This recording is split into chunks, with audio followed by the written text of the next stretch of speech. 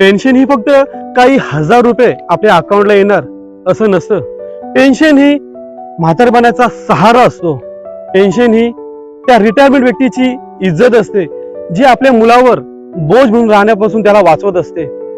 मित्रांनो, एखादा व्यक्ती आपल्या संपूर्ण आयुष्यामध्ये आपल्या मुलाबाळांचं शिक्षण, त्यांचं लग्न हे त्याला फायनान्स मध्ये, त्याला करिअर मध्ये पुढे करण्यासाठी जिथे जिथे गरज असते तिथे तिथे तो फायनान्शियल मध्ये आपल्या परिवाराला करत असतो.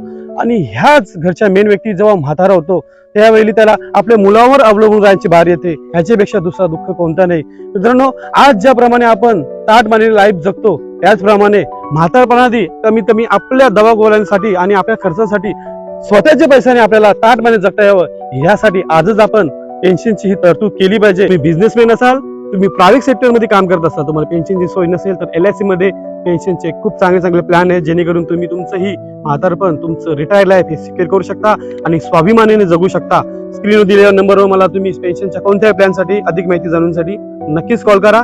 धन्यवाद.